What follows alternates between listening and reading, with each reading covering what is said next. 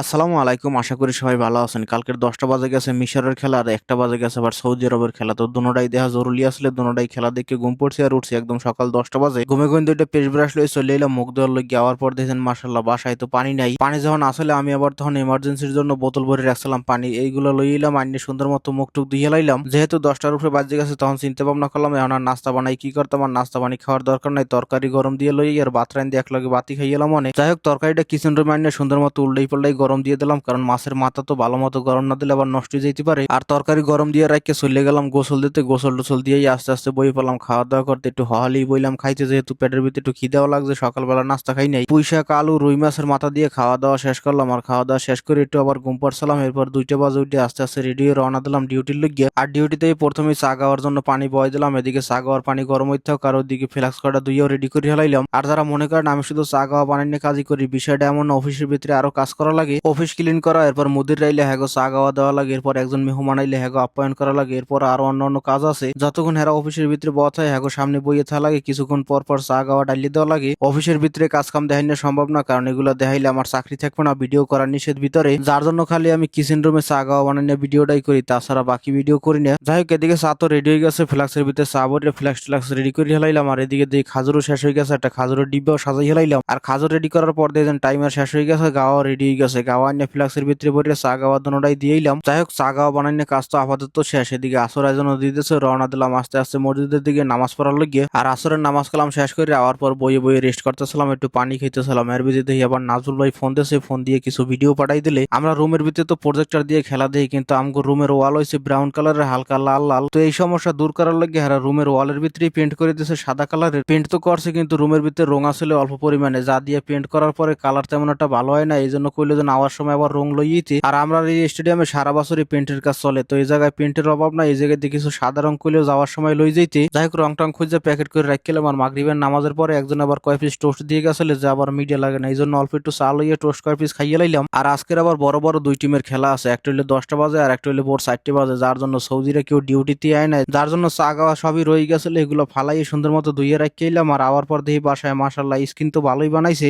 আর এদিকে সবাই বই বই অপেক্ষা করতেছে খেলা দেখবে করে। অলরেডি 10টা বাজে গেছে, আমগো ডিউটি শেষ করে আইতে আইতে 10টার উপরে বাজে গেছে। আওয়ার পর প্যান্ট শার্ট চেঞ্জ করতাম, কয় পরে চেঞ্জ করবা না, তাড়াতাড়ি করে আগে প্রজেক্টরটা লাগাই দাও, খেলা চলে যাইতেছে ফ্রান্স আর সেনেগালের। তাড়াতাড়ি করে প্রজেক্টরটা ফিট করে লাগাই দিলাম। এরপর আস্তে আস্তে জামা কাপড়টা চেঞ্জ করলাম আর হাত মুখ দিয়ে যাওয়ার পর দেখি এদিকে নাজমুল ভাই আবার জালমুড়ি বানাইছিল চানাচুর আর মুড়ি দিয়া। হে আবার আমার জন্য রাখিয়ে দিয়েছিল, করে যেন এইটা আপাতত খাও, এবার ভাত পরে খাবা নে। যাই হোক চানাচুর আর মুড়ি খেয়ে খেলা তো শেষ করলাম। এদিকে একজন আবার ছাগলের খ্যাপসা আনছিল, এই খ্যাপসা দিয়ে গেছে। যাই হোক খেলাধুলা শেষ হওয়ার পরে খ্যাপসা খাই ঘুমাই পড়লাম। আবার 4টে বাজে উঠতে হবে, আর্জেন্টিনার খেলা আছে।